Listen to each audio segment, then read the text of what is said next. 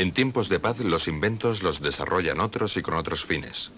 Robert Stenuit, el buceador e historiador belga, ha estudiado la suerte de los primeros buceadores, cuyo mayor contratista en el siglo XVIII fue la Compañía Holandesa de la India Oriental, y ha estudiado en particular la historia de John Lethbridge, un hombre de Devonshire. Este apunte único muestra a Lethbridge entrando en el agua con la máquina que patentó. Su oficio, pescar plata. Stenuit siguió su rastro hasta la isla de Puerto Príncipe, en Madeira.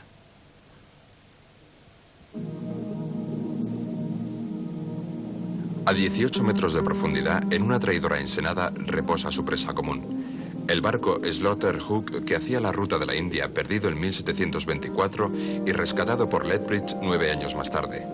Ciertamente no recuperó los cañones, y no porque no pudiera. Su contrato era para recuperar 3,5 toneladas de barras de plata.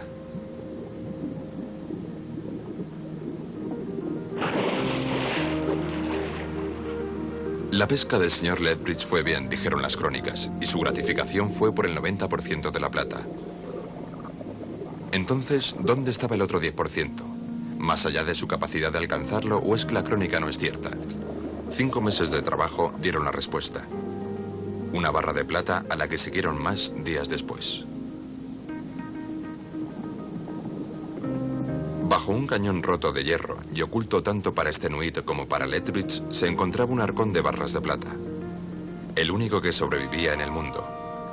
El último de los 15 arcones de 1724.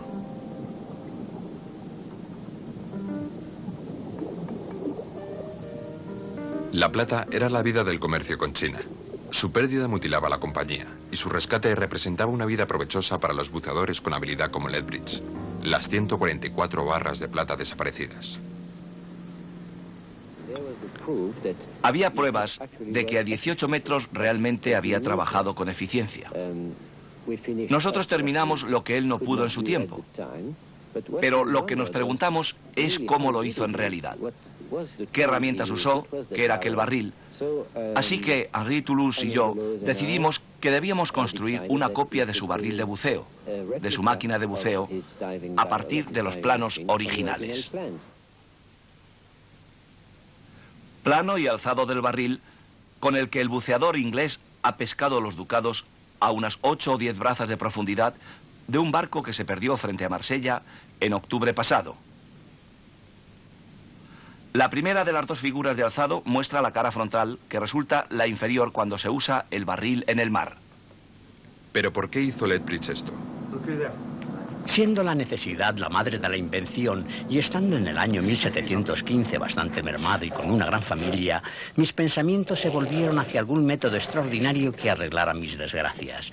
Estaba convencido que debía ser factible concebir una máquina para rescatar barcos perdidos en el mar. Incluso hoy, construir este barril es una operación compleja.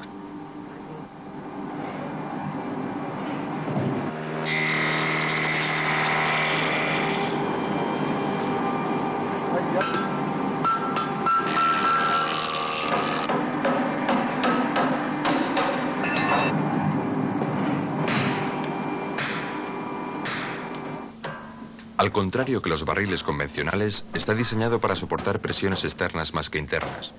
Un hecho que el tonelero del señor Lethbridge debía saber, pero que debió ser un reto para los armadores escoceses que construyeron esta copia exacta a partir de los planos que dibujó en 1734 un espía industrial francés.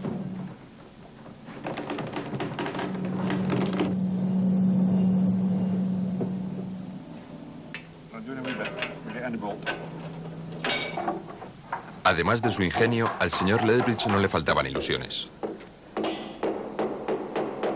No me malentiendan al decir que soy el primer inventor de una máquina de buceo sin conducto de aire. La parte criticable, por supuesto, son las mangas. Por ahí es por donde se pueden producir y se producen las filtraciones. Es delicado porque, por supuesto, el buceador dentro está a la presión atmosférica y fuera los brazos soportan la presión del fondo.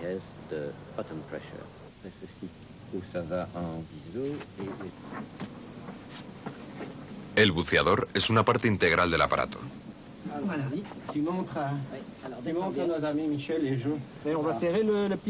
Tiene que estar físicamente sujeto al barril por las mangas que son de cuero engrasadas y atado con un fuerte cabo.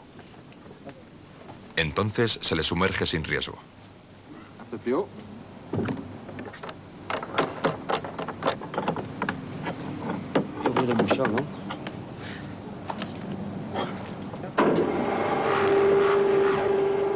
La prueba se efectuó en un seguro depósito de buceo en Marsella. Pero de nuevo, imagine manejar esta máquina que pesa casi 1 tonelada en un barco en el mar. Incluso a 3 metros, la compresión producía dolores. De todos modos, el primer experimento fue útil al permitirme ver por dónde entraban las filtraciones principales en el propio barril. Esto también debía ser una operación peligrosa en el mar.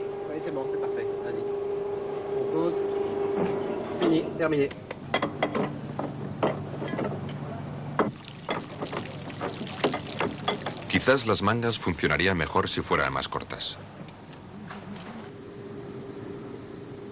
Bueno, mangas largas o cortas, lo único que sé es que todavía existen fugas y todavía duelen. El agua entra más rápidamente de lo que Lethbridge habría considerado admisible. No puedo moverme con facilidad. Sí puedo mover mis manos vacías, pero con toda seguridad no podría trabajar.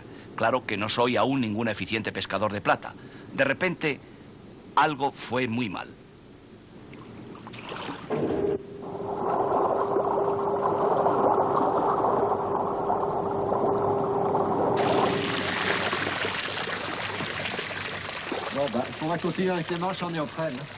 Lo que había ido mal era que la presión del agua había metido con fuerza las mangas dentro del barril.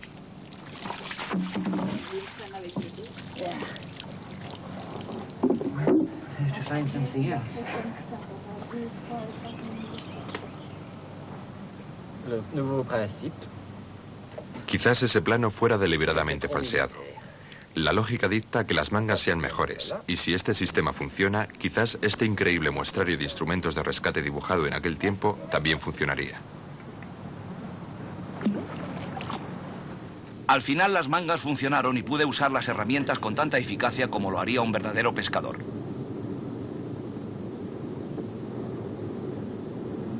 El buceador avanza y gira según le plazca, con el movimiento de sus manos, sin muchas dificultades. Algo así como una tortuga en un jardín. Puede efectuar todos los movimientos con cierta velocidad. Cuando se da la señal para cambiar el aire, se sube el barril a la superficie y se le introduce aire con un par de fuelles. Las 2 aberturas se tapan ajustadas de nuevo y se baja el barril otra vez al fondo del océano para seguir con la pesca. Y proseguía su camino en la oscuridad del pozo. Recordé las palabras de Sir Edmund Halley, ese gran amigo y crítico. Si hay algún defecto, el barril se llenará instantáneamente de agua que se precipitará con tanta violencia como para hacer peligrar la vida del hombre que vaya dentro, el cual se podría ahogar antes de que lo sacaran. Entre otras razones, el peligro aumenta con la profundidad. Entonces pensé en lo que le pasó al capitán Irving, un imitador de John Lethbridge. A una profundidad de 11 brazas, sintió una fuerte opresión en sus brazos debido a la presión del agua, y aventurándose casi 2 brazas más para coger unos ducados, se le detuvo la circulación de la sangre y fue tan nocivo que se tuvo que quedar en cama durante 6 semanas. Y he oído hablar de otro que murió en 3 días por haberse aventurado a bajar 14 brazas. Solo pude bajar a 10 metros en el pozo, pero me sentí tan seguro trabajando a esa profundidad que no pude dudar de que las palabras del propio John Lethbridge fuesen verdad. He podido moverme en 1,5 metros cuadrado por el fondo, donde he permanecido muchas veces de 3 a 4 minutos. He ido a 10 brazas muchas veces, y otras he estado a 12 brazas con gran dificultad.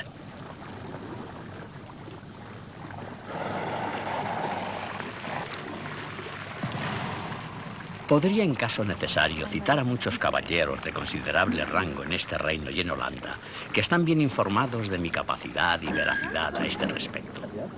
Soy, señor suyo atentamente, John Lethbridge. La movilidad y la libertad a lo largo de 20.000 leguas de viaje submarino fue un sueño en el siglo XIX, universalizado por la más fantástica epopeya submarina jamás escrita.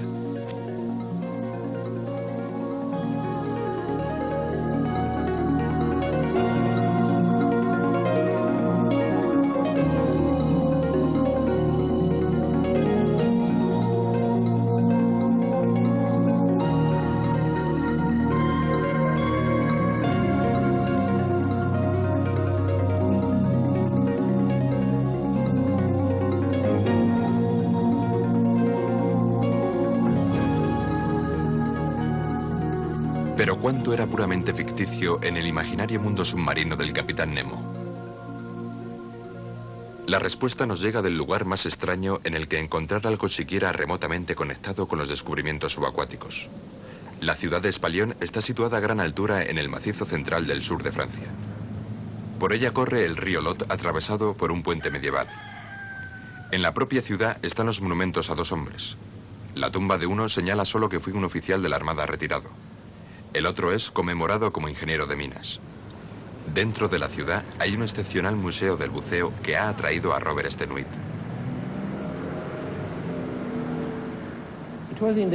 Fue en el año 1860 cuando Benoît Rouquayrol, nacido aquí en Espalión, inventó su regulador patentado de aire a presión. Era el componente clave de un aparato destinado para el rápido rescate de mineros que quedaran atrapados por el humo o en zonas irrespirables tras el incendio en una mina. Pronto se le transformó de modo que pudiera usarse bajo el agua en una galería inundada para ir a abrir, quizás, una válvula decisiva. Entonces se asoció con otro francés de la zona de Espalión, el joven oficial naval Auguste de Neyrouz, y los dos convirtieron el invento original en un auténtico aparato de buceo libre. Este. Hoy se honra a estos dos hombres en la pequeña ciudad y en este museo, pero son desconocidos en el resto del mundo. Porque todos atribuyen muy erróneamente el invento a otro equipo de otro ingeniero francés y otro oficial naval, un capitán muy famoso, que 80 años más tarde construyeron lo que en esencia es la misma máquina, salvo que esta fue construida en el momento justo del desarrollo de la tecnología del aire comprimido y en el momento justo en la evolución del mercado del ocio.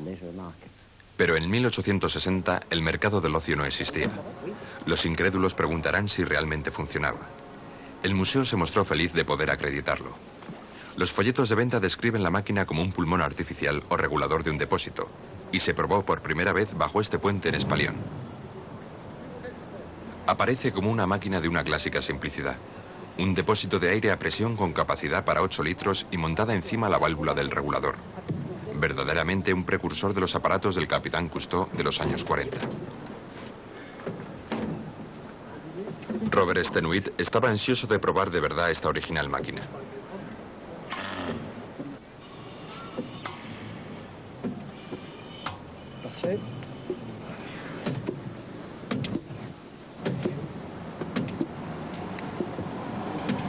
El equipamiento no está completo sin la pinza de la nariz. Un verdadero pince-nez.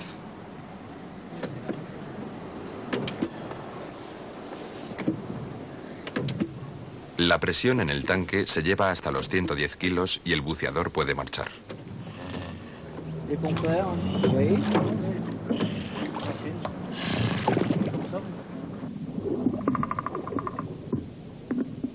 En esta parte de Francia hay una costumbre de bucear desnudo y con los ojos descubiertos, lo que da origen al siguiente comentario del catálogo. El agua es más tonificante que perniciosa para la vista y la regla general es que ha de mantenerse libre la visión cuando se trabaja bajo el agua. Hay grandes ventajas en esto respecto a la velocidad de trabajo. Aparte de los problemas de visión, la máquina funcionó perfectamente.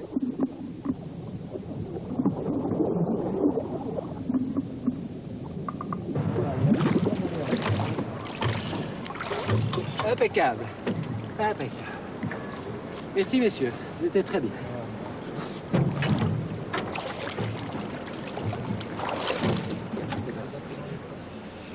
Esta máquina es la versión de baja presión capaz de trabajar sin la manguera durante periodos cortos a profundidades de hasta 6 metros.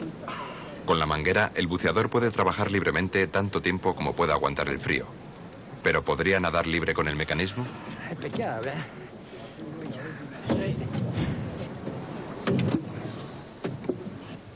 Recargando el depósito, se hizo un segundo intento.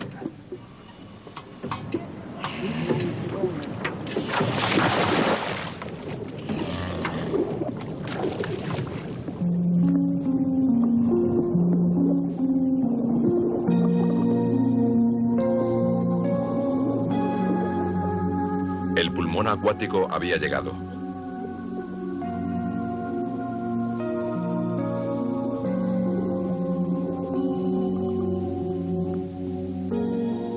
Pero esta máquina había sido en esencia diseñada para trabajar y algo debía hacerse con el frío. La respuesta, en cierto modo impracticable, era un vestido de lana para bucear completado con un sombrero rojo tradicional de buceo.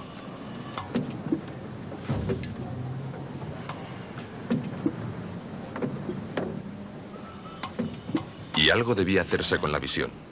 Las gafas como las que llevan los conductores de las locomotoras fueron la respuesta.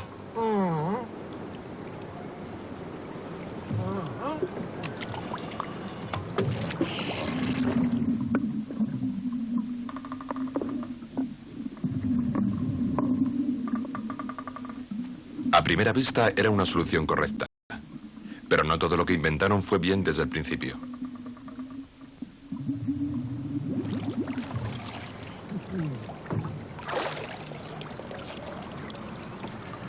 On pouvait s'y attendre. Plein d'eau immédiatement. Bon, ça... En 1865 se había diseñado una segunda solución clásica para solventar los problemas del frío u hocico.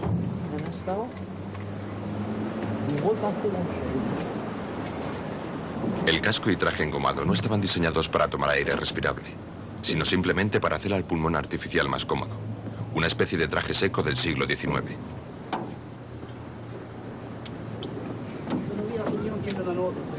Montez en presión. Le réservoir est vide là. Sin embargo, tenía desventajas, como los 9 kilos de plomo en lo alto de la cabeza para contrarrestar la flotabilidad.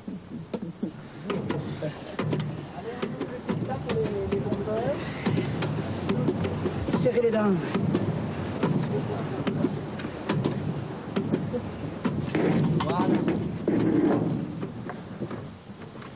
Todo este esfuerzo también tuvo el efecto de un mayor consumo de aire. Los trabajos avanzaban un paso y retrocedían otros dos, hasta que se desarrolló un depósito de alta presión.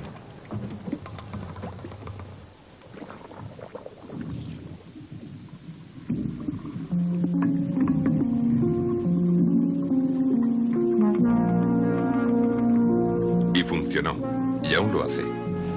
Se vendió en efecto durante muchos años a las armadas del mundo y estuvo disponible hasta 1865. Pero no fue este el final de su inventiva. Su teléfono subacuático fue patentado en 1874.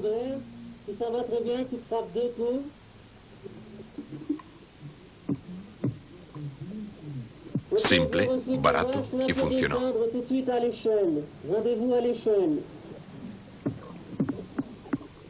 El año siguiente vio aparecer su lámpara subacuática. La llama de una lámpara de aceite respiraba aire presurizado a través de un regulador, lo mismo que el buceador.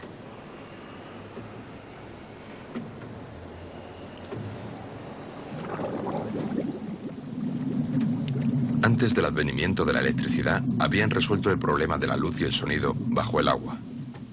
Pero el verdadero logro fue la invención de una máquina de alta presión que en 1865 fue capaz de trabajar de un modo autónomo a profundidades de hasta 40 metros. El submarinismo había empezado.